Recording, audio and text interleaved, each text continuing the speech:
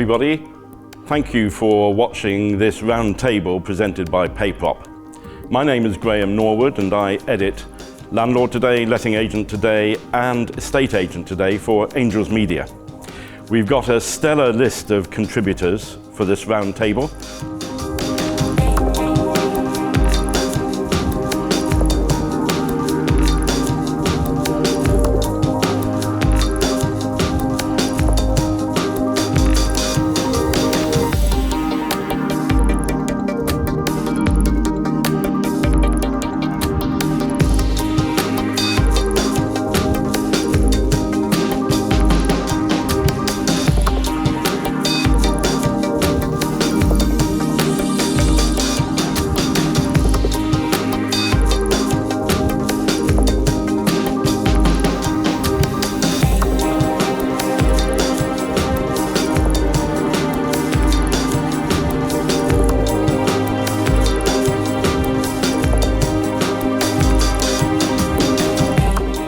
But I think if our communication changed and we actually started to talk about what we do and actually talk more like technicians and really explain the level of the detail that it goes to find a tenant, to do the referencing, to secure the deposit, to do the contracts, to chase rent arrears and all those things that we spend all of our hours and time doing, then I believe that landlords would be more educated, they would understand more what we do, and I believe that would really help with transparency. So I believe letting agents have to change the way they communicate with their language. For every piece of information that goes out onto the internet about something that's gone wrong, there will be hundreds of tenants, as Paul says, who are loving the service, enjoying their life. The landlords that have had things, near misses, banning orders, prosecutions, they've helped them and saved them. So we need to be talking about the case studies and we need to be shouting about the happy tenants and the quality of service that we're offering and unveil the transparency about the complexity of what we do, because it is so complex. I think it's a perspective change. We've always had it said that we're about 20 years behind within the property industry, and I don't think that's fair now. I think we've come on in the last 5 to 10 years dramatically, but sometimes I think that perspective hasn't changed. The fact that the tenant is our customer. There was a large view for a period of time that they were a necessary evil, a middleman, somebody that we had to deal with but they don't. We don't have a business without having the tenant. Letting agents and landlords as a whole, from a tenant perspective, are still very much viewed in exactly the same way they were 15, 20 years ago, which is quite dismissive, expecting the bare minimum to be done often. And I think the reality is that the lettings industry has changed dramatically over the last 14, 15 years. I'd say probably the big piece of legislation that kicked that off was the deposit registration legislation that came in. That was the first big step. That came in for good reason. Deposits were being mismanaged by a lot of landlords and agents. And that was the first big step forward to protect tenants from a consumer basis with quite robust regulation. And since then, we've had a lot of legislation come in since then.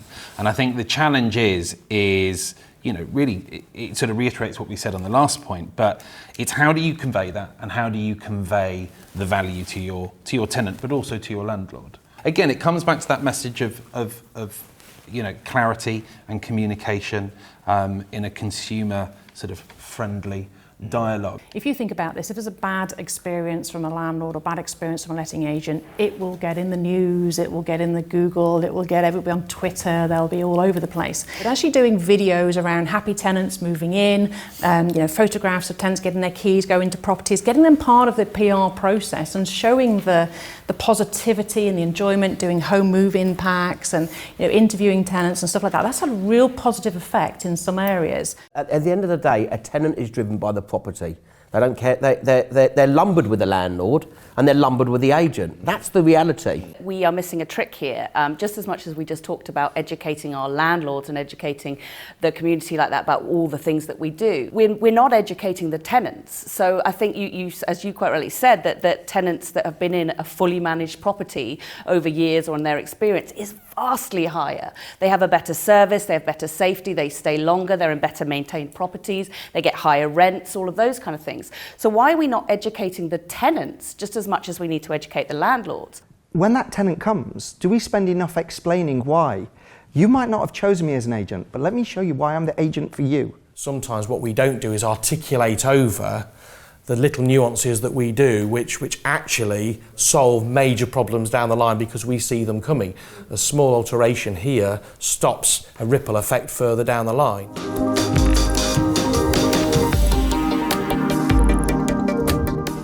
I do think that there is a role for enforcement officers in this. And when I say enforcement officers, I don't just mean trading standards. I mean environmental health officers, housing officers, because of course these officers also relate and interlink with the landlords, the tenants and the letting agents. So I think we need to have a collaborative approach here. There needs to be a lot more collaborative working in local authorities. And I think that agents and landlords should actually make use of a lot of the facilities that are available to them. So I'm thinking landlord forums. You know, a lot of these are actually run by local authorities. They can go, get up-to-date information, they can talk. It's like having, like we say, peer reviews of different things. You just talk about your experiences and you learn. You learn, I've got this experience, I've got this issue, how have you dealt with this? People have to put the effort in. They have to actually do the work. And I know that people think that legislation is a bit of a noose around their neck, but actually change the mindset. So what do you say to a landlord who might say, I'm not going to bother getting licensed when I should, or I'm not going to keep abreast of various legislative changes because the likelihood is I'll never be caught? I think that's a very dangerous road to travel on myself, because there's lots of, as Nathan in his last answer said, the ripple effect. You are opening yourself up to prosecutions. You could be banned for a year, you could have fines, and then once you've got that damage to your reputation, it's very, very difficult to get back. So look, as an agent, it's a constant process, and it really comes down to three things: training, processes, and automation. So you have got to be constantly educating yourself. As we've talked about, the regulatory and legislative landscape is constantly shifting. You've not only got initiatives coming through various government bodies, but you also have to monitor what's also happening in the legal landscape. And so once you do that first phase, then you have to look at the processes of how you implement that within your business as robustly and consistently as possible. And facilitating that comes on to the third point, which is largely automation. And if we're talking about why more landlords should be using managing agents, well, they should only be using managing agents that are doing that. I mean, it's like 170 pieces of legislation to adhere to. How do you stay in line with all of that? There are landlords who knowingly and willingly are blinkered. And there are landlords who maybe just from the fact that they've had the experience of good letting agents helping them before and then think, oh, actually, do you know what, I'll have a dabble at this myself. But there isn't that understanding of the complexities and the minutiae and the whole array of compliance that comes with it. I mean, in lockdown, we had 47 changes in England, Scotland and Wales with regard to the COVID 2020 Act, okay? And then don't even talk to me with my landlord action cap on with regard to evictions and whatever. I mean, obviously, we know it's been a big mess. And a lot of the time with landlords, they moan and groan, and I'm sure as an agent you hear that term. And I actually say to them, you've got two options. If you don't like it, sell. Or you give your property full management to an agent. We're talking about trust from consumers taking part in this compliance and understanding that and recognising it. And obviously with enforcement being lower than I think it should be also. We also not educating the public so much about when there are enforcements or when they happen. So I actually think ROPA is an opportunity. And not just for us to be able to name and shame those bad, but for us to name those people who are doing it well. Because that's what I think goes under the radar that can't be seen at the moment. Sales, generally speaking, is quite a short process, whereas with the tenancy, it's an ongoing process. So you are always going to get more problems with a tenancy. You're going to get more complaints, generally speaking. You can look at it as a bad thing, that there are these increasing complaints, but actually you can look at it as a good thing, which is we have an increasingly regulated sector. We have increasingly informed consumers because we're creating the environment where everyone is included in that. We're effectively growing that marketplace from 5 to 10% to 100%. So of course complaints are going to go up. In fact, if they only go up 20% when the marketplace has grown fivefold, then actually that's good. Emma used the word in saying about empowering consumers. Now they're empowered, it's the same problem and they discuss it. It doesn't mean that there's any worse property or there's any more rogue landlords.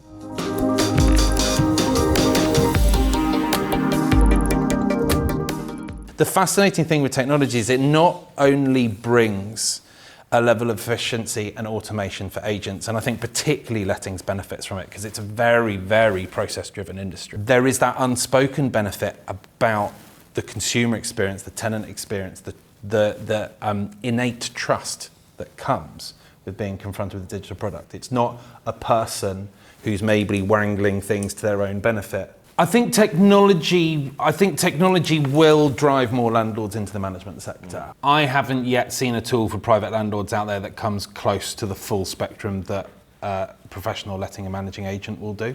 It's about the pitch to the landlord, and actually, do you want to spend that time doing it yourself? Okay, platforms will help, and they're never going to be able to replace a letting agent. The word there is convenience. If it's not convenient, they won't do it. If it's more convenient for me to do a mix of software myself, then there'll be the landlord that chooses to do that. If you look at a lot of the apps out there now, tenants can literally report maintenance on an app. They can see their statements and their rent statements without ringing up. They can do their deposit at the end just by clicking through and get information, education.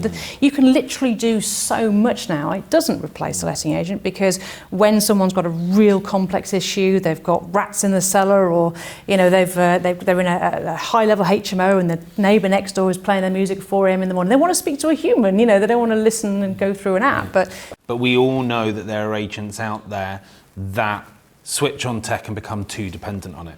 They're not looking at what their value add is, they're looking at what less can I do.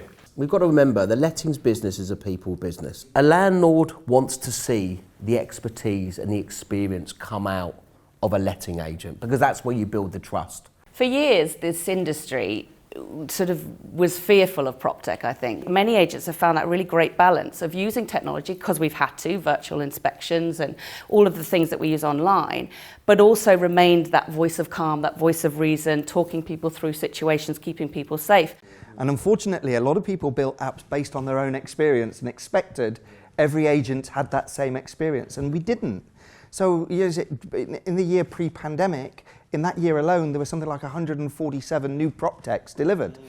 Now, I've worked in an agency. There's not 147 problems I need automating. So where did they all come from? Keep it simple. The more difficult you make it, the more chance you've got of PropTech actually working against you. Anybody who adopts a solution for something ought to be asking them two questions. Firstly, what's the benefit for me or my business? But also, what's the benefit for my customer? Even if you've got the technology, you still have to keep the communication right the way through with all of your staff. So you have to train them to use the technology, which is a big investment. And when things need changing, you need to keep up to date with all the legislation. It's not always cost effective when you're having constant legislative changes. Agents need to view PropTech solutions like a new member of team, like a new member of staff. You wouldn't hire someone and have them silently walk into the office one day and sit at a desk in the corner and not introduce them to anyone else in the business and not explain to them how the business works and give them a new role but not change anyone else's roles around that.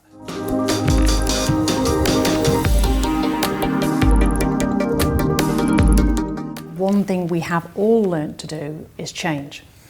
And I think up until that point, there was a real massive, oh no, why change it? We've always done it like this. This is fine. This is how we do things. We've done this for 20 years. Why change?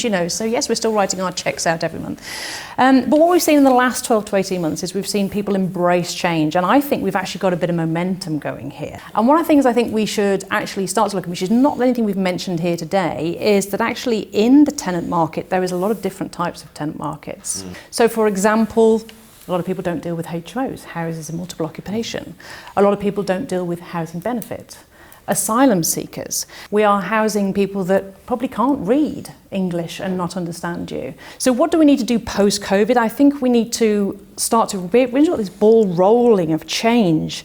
And if we've got like 95% of agents ignoring these fringe markets, I think now's a good time to actually say, is there an opportunity? Is there an avenue? Can I do more to support these fringe markets? Can I be involved in these? If you've got self-managing landlords dealing with very complex mentally ill people, housing benefit, all these sort of different things. They've got more of a challenge on their hands. What happened was, traditionally you've had landlords saying, I'm not taking a housing benefit tenant.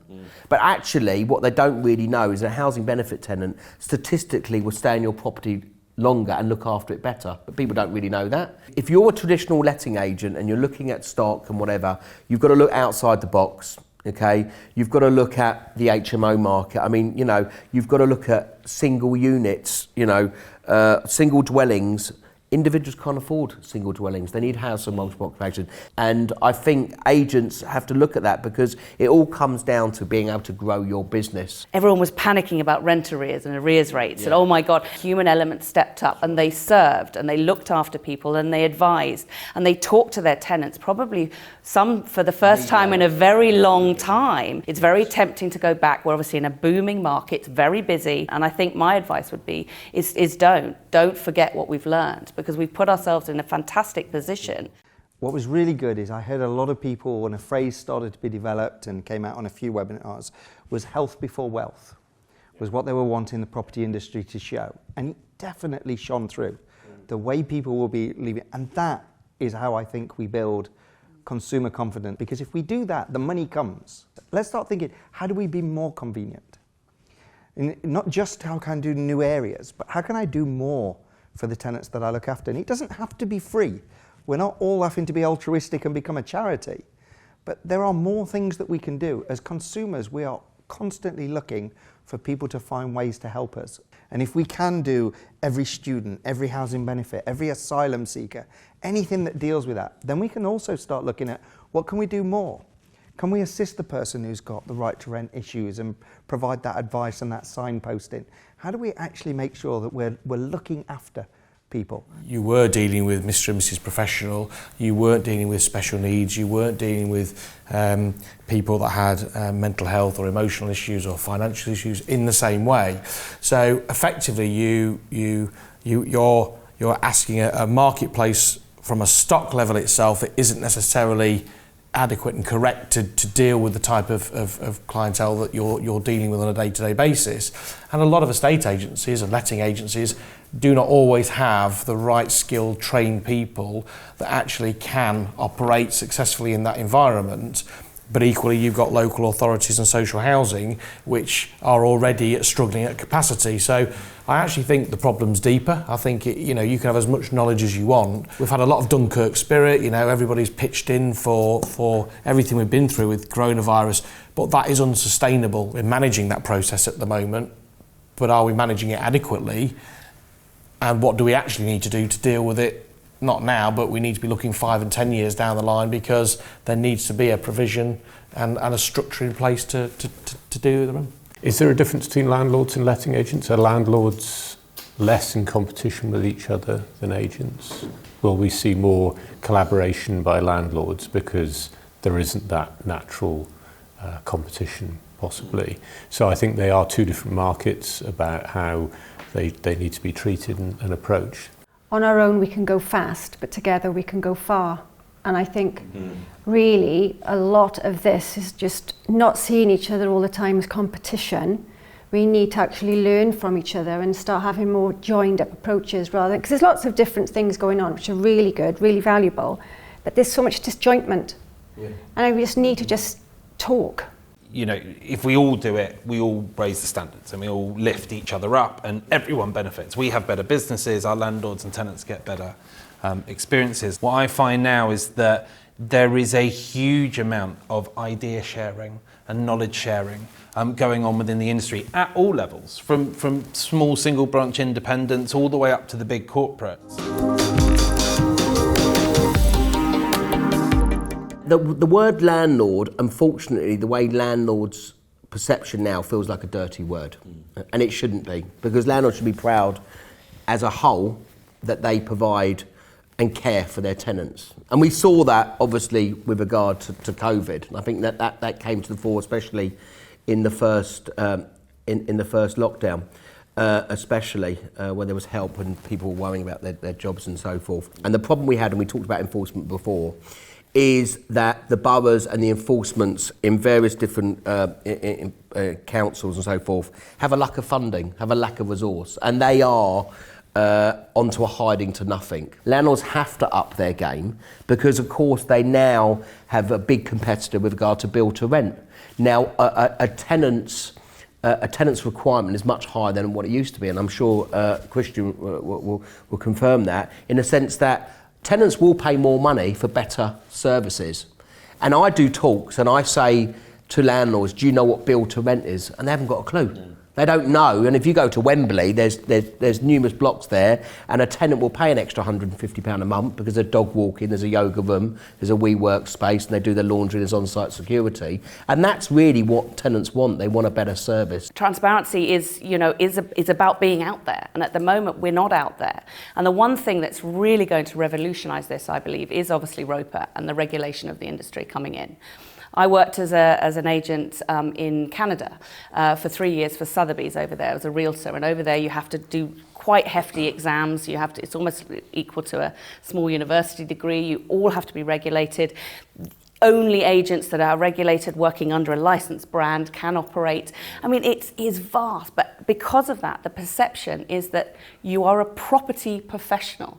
And as a property professional, people come and seek for advice, they feel comfort, they have trust. And also, you are paid accordingly because it is a very, very valued service. Even as a trade journalist, I receive more anti than pro information. So if I were working on a national newspaper, clearly what's going to make the better headlines for me will be the anti than the pro. Let's be honest about it. We all prefer reading interesting stories about things that have gone wrong in every other area, so it is only natural people will think that about our industry now. So I don't think it's just what they read. I think we're a little bit more educated than to just take everything that we read in print at face value. But those experience that people had, we do take those on board. And so every opportunity, they need to forget that they're dealing with a tenant or they're dealing with the lord of the land. They're dealing with consumers. And every time they come with a complaint, they've got an opportunity to shine, or they've got an opportunity to put a story out there that will ripple affect how we're actually perceived within the industry. A lot of it actually comes through continuous improvement, small gains, and actually strong reinforcement within our own professions, really. It's where do we set the benchmark, where is acceptable. The more we talk about it, the more we demonstrate it, the more those that don't comply come to the fore, and they're more likely to get dealt with. Fundamentally, one of the biggest problems is if a landlord and agent do their job, actually you disappear into the background. If a tenant moves into a property and finds that property exactly as they expected it to be or slightly better, and during that tenancy they have a couple of maintenance issues and they get dealt with in a timely fashion, and at the end of the property they move out and they get the correct or fair amount of their deposit back in a timely manner, it's kind of like we're not there, right? But that's the perfect experience. My expectation was always the higher the amount of rent, the more demanding that tenant will be because they're paying a substantial amount of money. Actually, we quite often find the opposite to be true because although our lowest paying tenants are paying the lowest rent, to them it is a much bigger proportion of their income. So to them it is a vast expense, but also quite often they're younger people, so they have less experience, less life experience about the realities of things. We should defend ourselves, we should defend what we do and how hard we work for our clients and for our tenants, but we equally have to hold our hand up, and I've been guilty about this as well. Just because 80 or 90% of us are fantastic doesn't take away from the fact that 2, 3, 5% are bloody awful. And we all have a duty and a responsibility, because then when a landlord has a bad experience, their whole methodology of finding an agent changes. All of a sudden, it's not who's giving them the cheapest fee, it's not what flyer happened to come through the letterbox on the day you thought about renting your property out. It's not who's got the most boards on your street or who's got the flashiest office, on your local high street. It becomes who's with the right membership bodies, who's got awards, who's got reviews, who's got case studies, who's knowledge sharing, all the things that we've talked about, all that variety of content and information, and we have to be really strict with our tenants on behalf of our landlords, but I think we equally have a duty to be strict with our landlords on behalf of our tenants. When your landlord's property is looking shabby and worn and knackered, it's putting your foot down and going, I'm sorry, but you want me to re-let that property, you are repainting it, you're putting new carpets in here, you're changing this, you're doing that, and if you're not willing to do that, thank you very much for the last 5 years of business, we wish you the best of luck. The problem is, landlords don't see themselves as professionals, and you talk about it.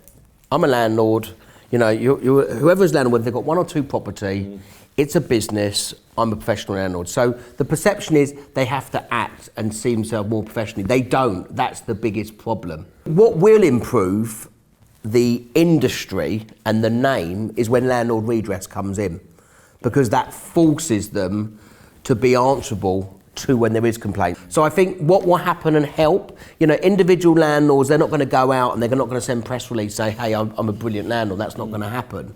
But what will force change will be a big change, will be landlord redress, because it will force them to be better at what they're doing and to be answerable to issues. Our industry, the model that we have, lettings and management, was set up and created in the 90s and before, which is when I started trading in 1990. But if you look at the regulations that came since then, electric regulations, fire and furniture regulations, gas regulations, deposit regulations, HHSRS, Homes and Fitness Standards, Deregulation Act, you just name the whole shebang that's come through, the Immigration Act, you know, you've got all these things coming through with ROPA and rental reforms and everything else that's happened in Scotland and in Wales as well. What's happened is we set our models up here when really you could literally just put the names and details on a tenancy agreement, pass them the keys and move them in. And what's happened is 30 years later, we would have, and I would guess, around 100 times as much work to do. We did a survey actually as a part of Arlo. We actually did a cost analysis of how much it would cost a fully fledged, 12-man team letting agency to actually be compliant. And the cost was around £170,000 a year, which is quite shocking. And so we have a problem in corporate governance in that with 170 pieces of legislation, most businesses, letting agency businesses are SMEs, they're small cottage industry type things, and they don't have the budget to hire a compliance director. So they don't have the budget for that. And so what I believe the answer is in here is for us to, as an industry, focus on how we can help businesses, letting agents, become more corporately focus on their governance and stay compliant. So we have to look at the big picture here and say, okay, well, first of all, they need to reduce the workload, prop tech. They need to start to change and evolve into two new markets, which is basically evolution. They need to have that corporate governance so that they can have somebody, something, some organisation, whatever, maybe it's Arla, maybe it's ROPA, I don't know, but something to keep them and help them be compliant. And if you put all that together, they'll do a better job, because I have not yet met a letting agent that does not want to do a good job.